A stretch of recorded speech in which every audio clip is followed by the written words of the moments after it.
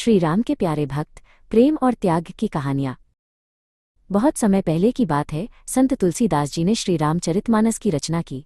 बालकांड के दोहा 16 में वे उन सभी महान आत्माओं को नमन करते हैं जिन्होंने प्रभु श्री राम से निस्वार्थ प्रेम किया। यह कहानी उन्हीं भक्तों के अनन्य प्रेम, त्याग और अटूट सेवा की है। अयोध्या के राजा दशरथ के लिए श्री राम केवल उनके पुत्र नहीं बल्कि उनके प्राण थे। उनका प्रेम सत्य प्रेम था।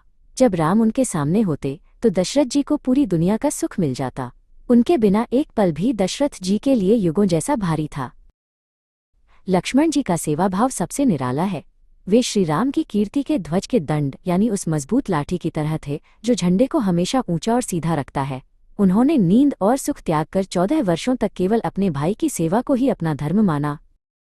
भरत जी का त्याग तो देवताओं को भी चकित कर देता है। जब उन्हें राज्य मिला तो उन्होंने उसे ठुकरा दिया। उन्होंने प्रभु राम की खड़ाऊं लकड़ी की चप्पल को सिंहासन पर रखा और स्वयं एक तपस्वी की तरह रहकर राज्य की देखभाल की।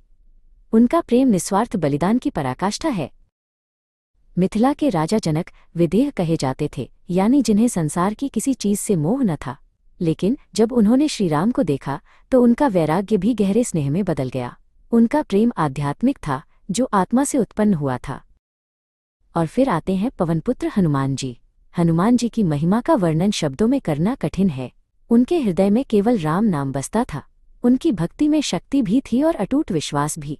वे प्रभु के सबसे प्रिय और संकट मोचन सेवक बने। भरत और लक्ष्मण के प्रेम में एक सुंदर संतुलन था।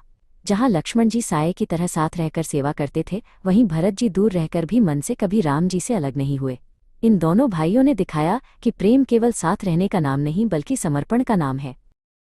श्री रामचरितमानस कहती है कि जो कोई भी इन भक्तों के चरित्र को सुनता है उसे प्रभु की भक्ति सहज ही प्राप्त हो जाती है। हनुमान जी आज भी वहाँ मौजूद होते हैं जहाँ प्रभु राम की कथा गाई जाती है। वे हमारे और ईश्वर के बीच के सबसे मजबूत सेतु हैं।